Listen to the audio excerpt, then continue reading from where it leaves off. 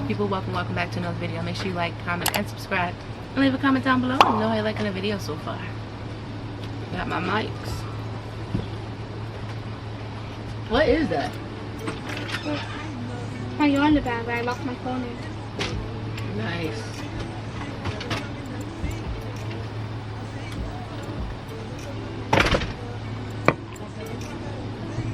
Like I said, I just got out of work. I'm at the soap. And we're gonna have a little chit chat. So I found myself really sad today. Really sad.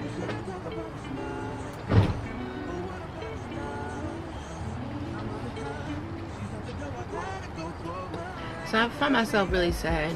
So I came home from work. I got in the shower, realized I forgot something. So I'm like, freak. So I completed my shower and then I had to come downstairs. And I just got frustrated because what I forgot was some undergarments and they're all dirty. So that just made me really sad because I'm like, all of this stuff for what, bro? So I had to go to the laundromat. I had to wash a few items so I can have some undergarments. And I have plenty. Like I have 3 different spots where my clothes are. Either my mom's house, my biological mother's house, my trunk, or my storage unit. So I just got really sad because I'm just like, damn. This is going to be my life for like maybe the next 2 months. And it's a lot. It's just frustrating when you know you have something and you can't find it. And yeah, that just bothered me a little bit. Also, my aunt, she is the freaking best. She really is. So, as you guys know, I moved out at 17. Ain't come back since. What is it, 13, 14 years later, here I am. So, you know, every morning I leave for work, I always, you know, text her and let her know I left and, you know, have a good day. And she, let me read the message, honestly. So I wrote to her, "Good morning, thank you again for everything. I'm still very much so uncomfortable. Who would have thought 13, 14 years later I'll be back home? I still feel in shock, but thank you for allowing me in your home and thank you for making me feel at home. I promise I won't be here much longer. Have an amazing day." She said, "Good morning. Please don't worry about your length of time here. You're more than welcome to stay as long as needed. Just sorry I can't offer you a bedroom of your own to be in. But everything for a reason, whether bad or good. You'll get through this." She said, "When you move, you probably won't come around as much, so we'll enjoy you while you're here." So stuff like that, just like, my eyes are getting watery. But I'm very much so appreciative because my grandma passed 3 years ago. And that's who we all ran to as my neighbor. So if I didn't have my aunt, I would legitly be in my car. I would have nowhere else to go. So it just means so much that she has offered her place. And I mean, no, she's not rushing me to get out, you know. But me being independent, me being me, I can't stay here. I can't. But I like the fact that there's not a length of when she's gonna put me out or when I have to get out. There's not a time frame when I have to get out. So that makes it a little more easier for me. But I don't know. I would have just never guessed my life would be here. If you would have asked me last week would I think this would be my life, I would say hell no. Are you kidding me? But it is. This is my new reality. This is my new reality, but I'm forever grateful. I'm forever grateful. And when she said, what she said, when you move, you probably won't come around as much. I am very socially awkward, family or not, friends or not. I don't like talking. I don't really have many conversations. I'm not really a talker, and I like my alone time. So I mean, I would go to family functions, not every one, but when I do go, it's like I'm in and out. I would much rather be in my own space in my home. Well, I feel safe at, you know. But I don't know how I could ever repay my aunt. Like I said, if it wasn't for her, I would have nowhere to go. I would have nowhere to go, bro. I couldn't do this to nobody.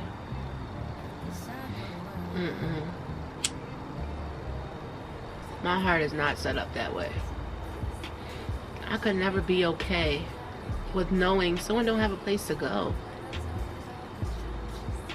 And be okay with that, no matter what happened.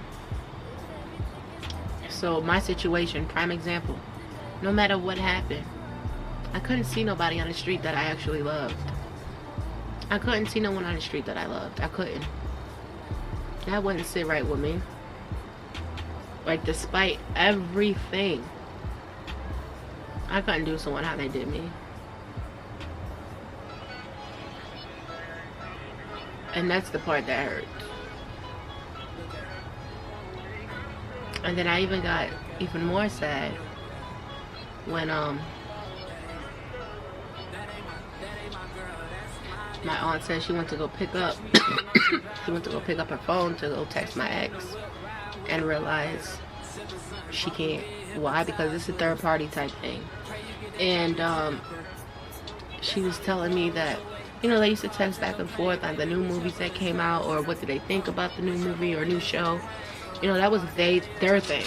And the fact that my aunt can't do that now because you played yourself by calling the cops on my aunt and telling them that she contacted you. That was some bitch shit.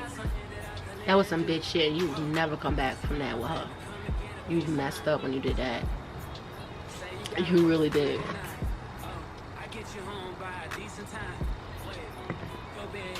But and the fact that I don't even understand why she would do all that, because when all this shit happened, I didn't even call my aunt. I was gonna let it rock. This is our situation. I was gonna let it rock. She called my aunt at 5 something in the morning, telling her about this shit. I didn't even get a chance to call her. Like, she would call my aunt for everything, financially, emotionally, spiritually, just to talk, just to vent. And then you turn around and call the cops on her? Bro, that was low. That was low. That was really low of you. My aunt didn't deserve that either. And again, I still couldn't do you how you did me. I couldn't. But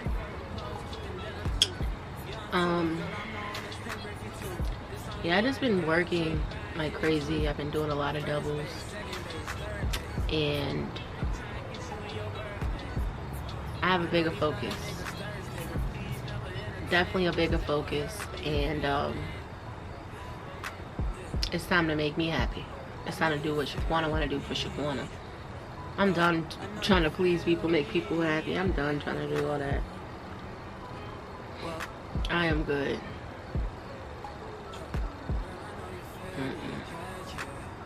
And I found myself, and I've always found myself doing this. Putting people's feelings before mine. Putting people before me. And people might say, you know, you're buying friendship, or, you know, you're being extra. My love language is physical touch. What do you think? Gift giving. And words of affirmation. So once we locked in friends or relationship, Christmas, birthday, Thanksgiving, just because, Valentine's Day, Hanukkah, you getting gifts. You are getting gifts. And again, that's my love language, so I get some nice gifts. But I gotta try to pull back from that. Because as you can see, it ain't get me nowhere. And it's not buying friendship or buying a relationship. That's just me. That's always been me. But I definitely need to pull back on that one. And it's not fair to Sean. But he's the one that's in my life right now. So I'm gonna have to put a halt to it. Definitely. Just put a little stop. Just to see, like, will it make a difference? Will it not? Will shit still be the same? Like, I don't know. I really don't know. But yes, it is such an amazing day. This too shall pass, and the rain ain't gonna last forever. Like I said, I'm gonna have sad days, happy days, angry days. But when I went in my trunk and I just couldn't find what I needed because it was dirty, and I know I had 2 drawer fulls of undergarments. It just really blew my mind. Like, this is my reality. This is my life. I mean, every day I live it, but that just reminded me, like, shit ain't sweet. Shit is not sweet. I can't just chill. I have a day off tomorrow, but I can't chill. I have a day off, but I'm going to work. Like, I haven't had a day off yet. It's been a week. It's been 1 week. I haven't had a day off yet. I ain't got time to chill. I'll chill when I get my own crib. That's when I'll chill. Until then, it's working.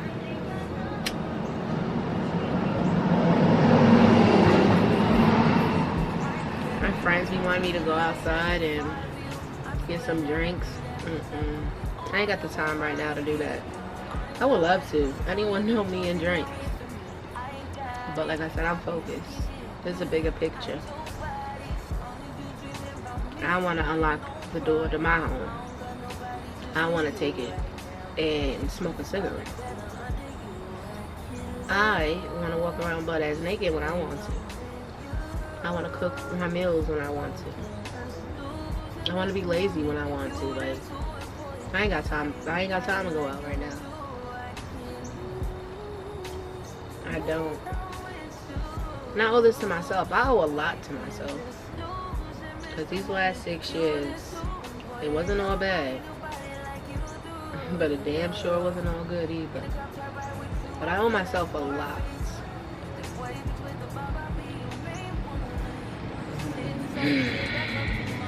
When this all happened, it's so sad to think that when this all happened, I wanted to end my life. Like, it was just too much. Everything would just hit me back to back. I went to jail 2 times. I had to stay overnight in jail. I had to go to court. I had to order protection out on me. I have an ankle monitor on me. I'm homeless. Like, all that shit at once was too much. And I just kept saying, if heaven was a mile away, I would pack up my bags and leave this world behind, because I felt like I wasn't strong enough. I wasn't built for this, man. I'm definitely not built for jail. I'm tough on the outside. Mentally, you gotta be tough in there mentally. I can't, I couldn't. So all that happening on top of, and the little cherry to this Sunday is the same person who said they love me was the same person who watched me twice get locked up, put in a paddy wagon, and put in jail. The same person who said they loved me was the one who called the cops on me. The same person who said they loved me is the one that made me homeless. The same person who said they loved me is the same one who pressed charges on me. So I was confused, I was hurt, and I'm just like, damn, I don't want to be here. But look at me today. I'm still here with a smile on my face. And no matter how good it may seem, I couldn't take my life. And if I take my life, I know I'm not going to heaven. And if I would have took my life, you know how many people would have missed me? You know how many hearts I would have broke? Like, people love me. People love me. I am loved. But just that quick, I was willing to end it all. My back was against the wall. And I didn't know how to get out. I was drowning. I was drowning and I couldn't find the opening to get out.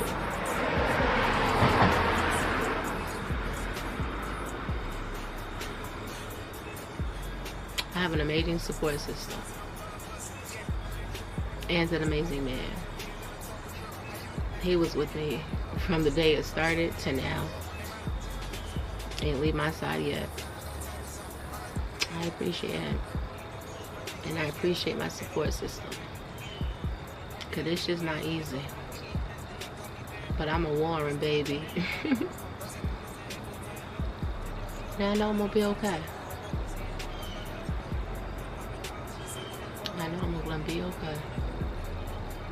My aunt's relationship with my ex was so real that my aunt knew stuff about my ex-girlfriend that I even know nothing about, bro. I'm living with the bitch. And I knew nothing. That's wild to me too. And I think that's probably why I'm so like, I'm not saying I'm over her, but I'm over her. Like, girl, that whole 6 years was a secret. No, I'm not gonna say, okay. We was together 6. Yeah, the whole relationship was a secret. That whole shit was a secret. But the fact that, like, my aunt knew shit that I didn't even know, that's crazy to me. That is so wild.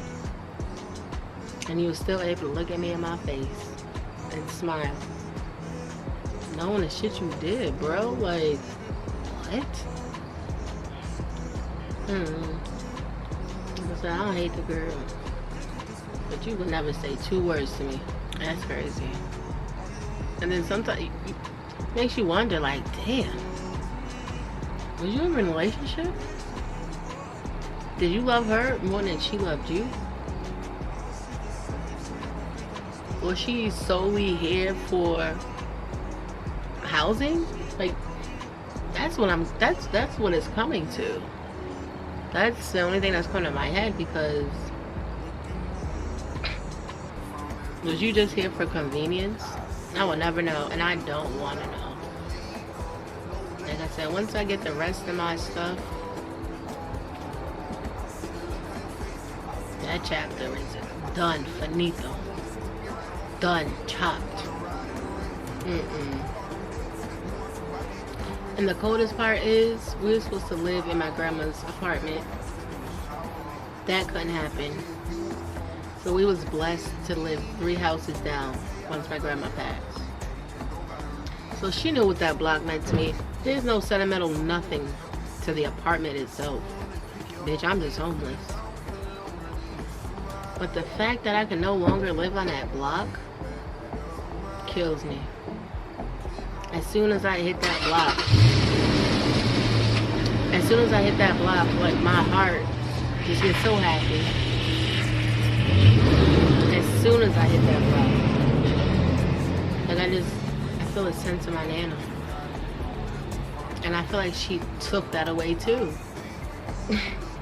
Like, she just keep taking and taking and taking, but never gave. I don't get it. I don't get it. So it's not the apartment itself. I'm homeless, but that's not why I'm so mad. It's the sentimental reason behind it. That was the last piece of my grandma. Like, I was able to sit outside on my porch and look at my grandma's house, or sit on my grandma's porch. Like, you took that from me, bro. There is nothing we ever have to talk about in life. You took the last piece of my grandmother from me.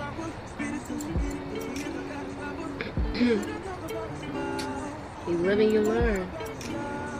But I promise to never make that same mistake ever again.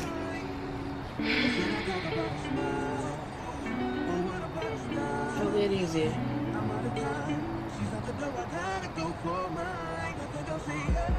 One day.